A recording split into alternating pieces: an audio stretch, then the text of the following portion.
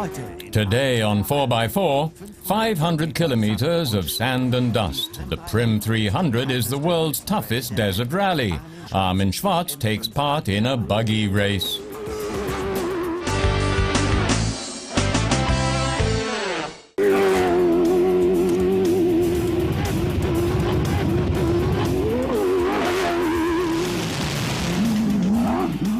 Diabolical dust, deadly potholes and 640 horsepower.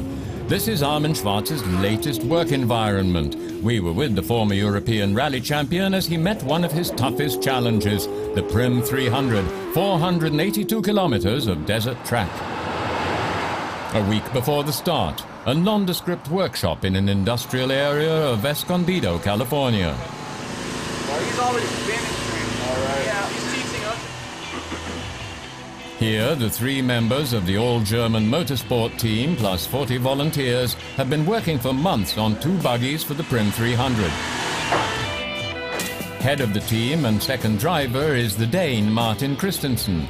The 40-year-old has been driving desert races for the past 14 years. He and his crew are past winners of the legendary Baja 1000. He's developed and built the buggy himself.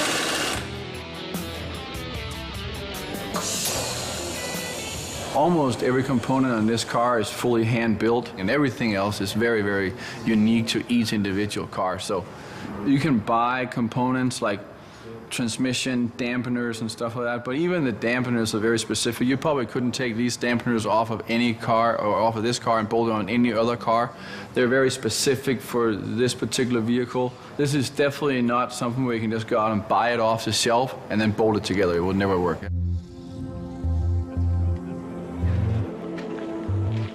The result is awesome. The buggy's chassis consists of a massive chrome moly space frame. It has to be lightweight, and stability is also of the essence in a car which is going to drive over some of the world's most rugged terrain. The springs have to be capable of up to 90 centimeters travel to cope with the thousands of potholes. As far as the engine is concerned, the team has decided to put their trust in Made in Germany, a tuned BMW 5 8-cylinder monster with 650 horsepower.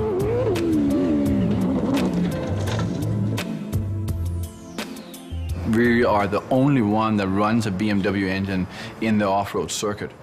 I think that this small displacement, because there's only 5 liters, and 5 liters for a normal street car in Germany would be big, but for off-road racing, that's actually really small displacement. I would say most of the cars are at least, 5.7 liter or above. I mean, there is nothing in this class that prevents us from putting a 10-liter engine in that makes 1,000 horsepower. It would be very easy and a lot less expensive than this engine. But I don't think it will work as good for the application that we're doing and trying to win races. Last trial for the second buggy. On a public road. Let's hope the neighbors don't call the cops. Even in the US, this monster is definitely not road legal. On grit, the buggy accelerates from 0 to 100 in 4.5 seconds.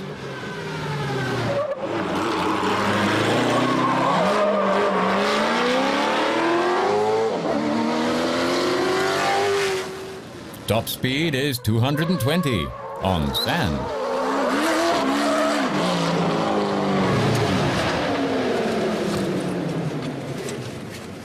It's good. Car is nice. Feels good. It's always a little bit strange driving these things on pavement because they're not built for that.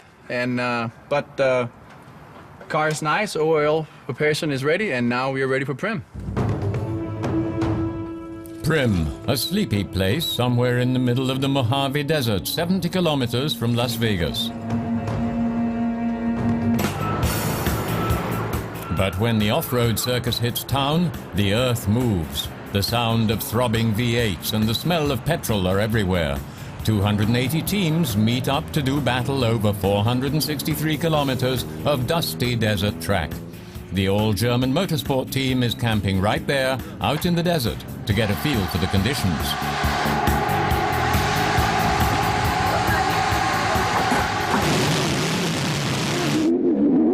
Sand is not just sand. There are different types of sand, and the buggy has to cope with all of them.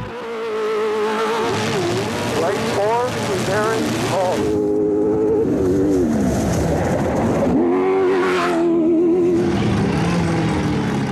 Armin goes over the final adjustments to the buggy with second driver and team leader Martin Christensen. Fühlt sich gut an? Feels good.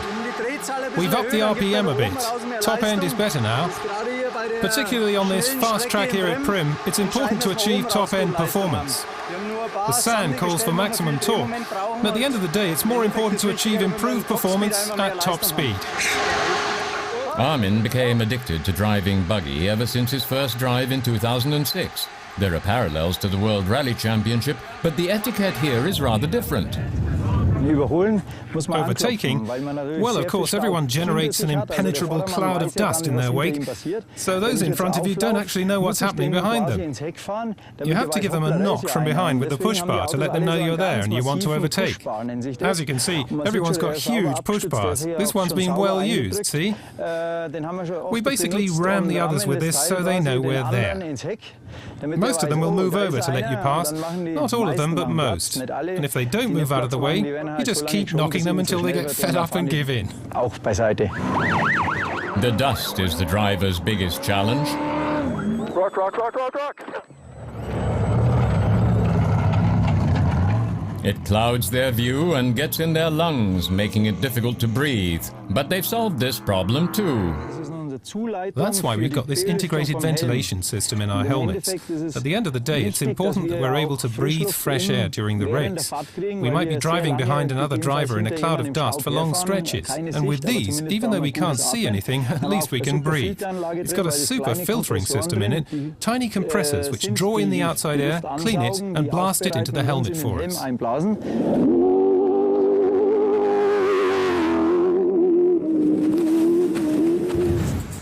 The fine grains of dust pose a danger to man and machine. To make sure the V8 gets plenty of clean air, the buggy is equipped with large K&N air filter. It's made of cotton wrapped in light aluminium netting. To catch as much of the dangerous desert dust as possible, the two materials are interlocked. Once it's been cut to size, the filter is placed into a cast lined with fast-drying polyurethane adhesive. The edges are carefully burred, and then the whole thing is spray-coated with a special oil. The dust and dirt particles stick to the oil, preventing the muck from getting into the buggy's air intake system.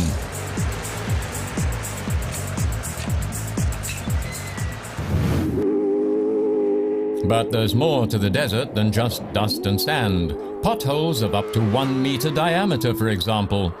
Over 300 miles, the buggy's springs and dampers are subjected to extreme torture. The damper oil is cooled by supersized oil tanks. They've built in 2 springs for each wheel, one above the other. The buggy is equipped with special Eibach performance springs to compensate for the incredibly long distance of spring travel. The springs are made of top-quality sprung steel.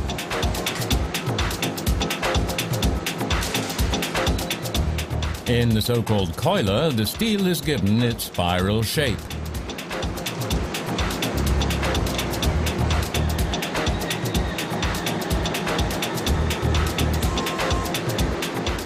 Then they go into a tempering furnace for 25 minutes at around 400 degrees. Although the spring is already coiled, it has to be expanded and recoiled to ensure it doesn't just snap later on. After that, the spring is subjected to shot peening. It is bombarded with countless little steel pellets to double spring life. Finally, the ends are sanded down to make them fit snugly into the mounting.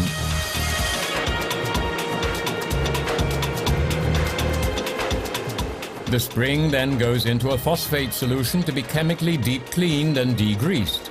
The powder coating protects the spring against dirt, water, and anything else it might encounter on a desert rally. It is then pressed down as far as it goes and given a taste of a desert buggy spring's working life.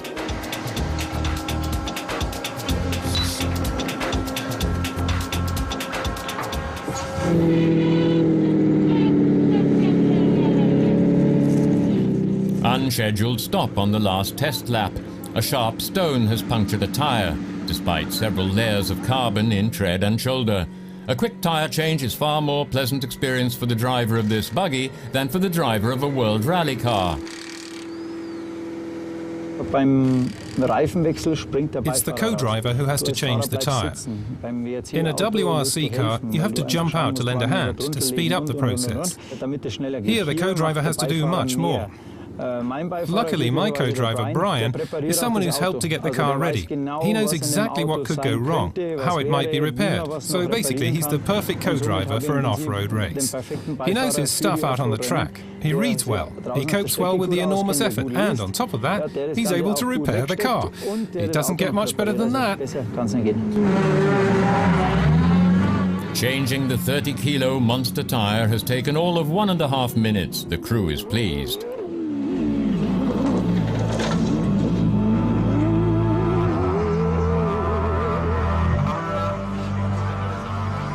In Prim, the last evening before the race is spent barbecuing. Most team members are volunteers. Just like in the World Rally Championship, the drivers are allowed to drive around the track just once before the race to check it out. We've taken some notes, although they don't always help, as often the track leads across open country with something like 30 different tracks to choose from. So you might have noted down to drive to the left as there are bumps on the right, and then next time you might decide to drive in the centre, but you veer off to the left anyway. So at the end of the day, it's impossible to decide beforehand. But we've decided how we'd like to do it, and that is how we'll drive. The buggy is well, and the team is relaxed and well prepared, as you can see. The race starts tomorrow at 1 o'clock.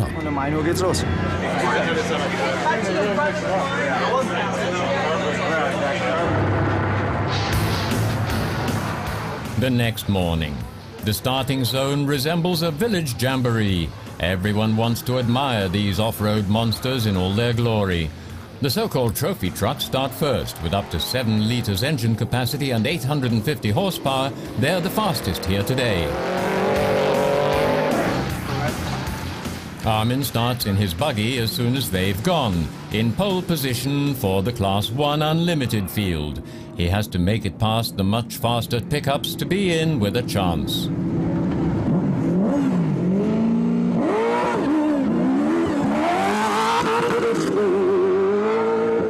Minus 30, tightens 3 over crust and left 2 to 3 after crust. For the next 2 hours, it's dust, dust, and yet more dust, over 231 kilometers. At first, Armin can drive top speed. The track is still in reasonably good condition, but with each car that goes over it, the grooves become wider and the potholes deeper. 30, caution, through gate, left 2 tight. Armin is closing in on the first trophy truck, though neither he nor his co-driver can actually see it. But they're already driving in the cloud of dust behind it. Straight, straight, straight, straight.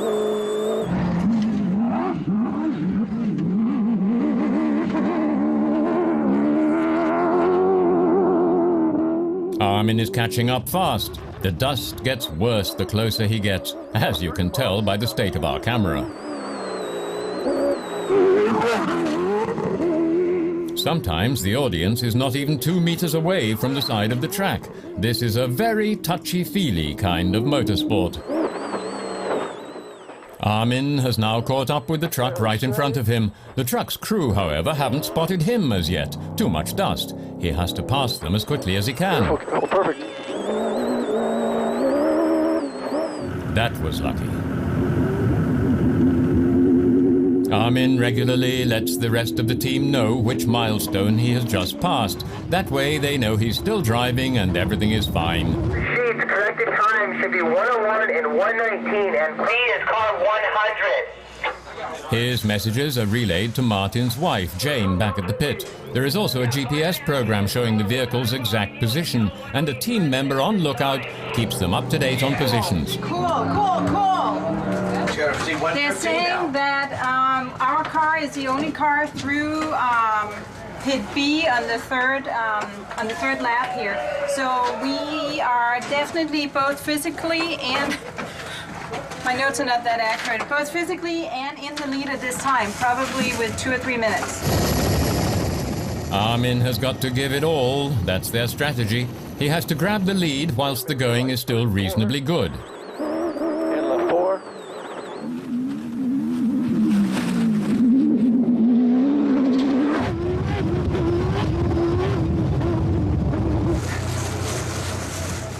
at the pit, the crew is on standby. Change of driver, refueling, a quick check to see whether the car has got any damage that needs seeing to. All that in under a minute maximum. Martin Christensen is going to take over at the wheel.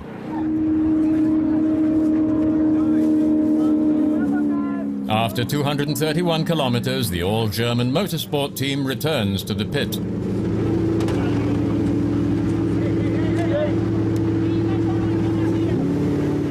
Armin is totally exhausted.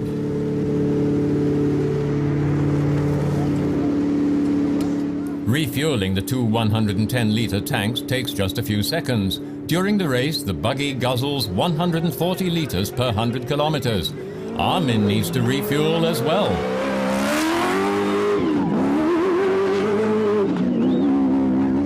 The former European rally champion is too exhausted to speak for a few minutes after his return. It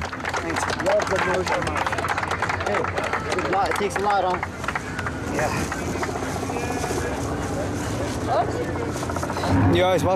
Yes, I did know what it would be like. The first lap is relatively easy, the second lap is incredibly hard. You can't imagine just how hard it'll turn out to be when you're doing the test drive around the track the day before. The worst thing is the dust for something like 30 or 40 kilometers at a stretch. You can't seem to catch up, and all you can do is hang in there. One slack second and you'll never catch him. Just don't let go, like a bull terrier.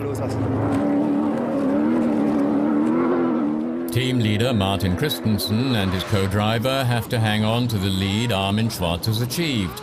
Tricky, as the more often the cars plough their way around the 116-kilometer long circuit, the worse track conditions get.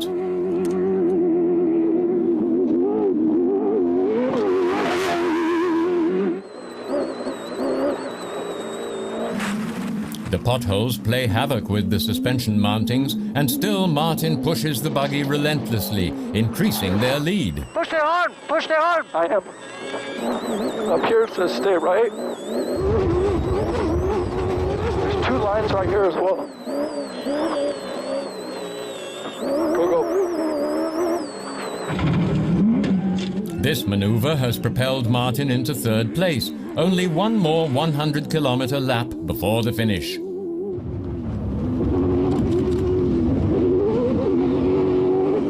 Suddenly, from the cockpit, The cars are overheating and the shocks are gone. We'll slow it down a little bit and we're going to keep up here as soon as we find out. Jane is shocked and tries to calm her husband down. Car 101, it's been 8 minutes since you came through pit A, no class 1 yet. You have at least 8 minutes physical. Okay, I need no more updates until there is a change. I'm driving the car at 80%. You give me updates if I need to change. For the last few kilometers, he has to drive as if on eggshells. The dampers are totally worn down, and their competitors are on their tails. There's no room for mistakes now.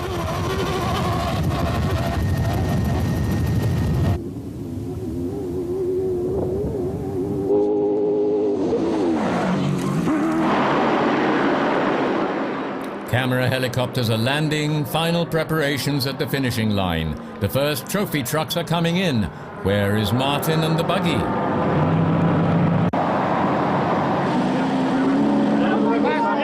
Martin has made it. His buggy is the first one in its class across the finishing line.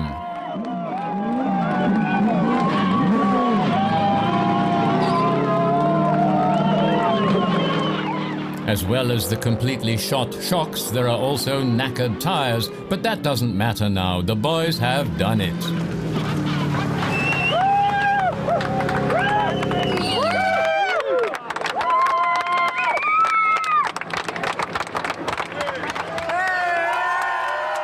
After 4.5 hours, the all-German motorsports team has not only managed to win in their class, they've even managed to pass the second-place trophy truck. If the tire hadn't burst, the truck wouldn't have managed to sneak past them again. Still, third place overall. What an incredible result. A good one for us. Hopefully going to be a good one for us. The finishing rate is less than 35% usually in these type of races. So a lot of people show up with really, really expensive, well-prepared cars and never make it. It takes a lot of driving, a lot of preparation, and good teamwork to just even finish it. And then to come out and win the race is unbelievable, you know? Unbelievable. I think the shock absorbers that could survive the last 1.5 laps of this race haven't been developed yet. The track's incredibly hard, everything's overheating, and I think most people here just limp across the finishing line with some sort of damage, hoping for a decent position. It's a real race. You don't stop just because some high-tech part has stopped working properly. You carry on. You're in with a chance, even if your car has serious defects. 1, 2,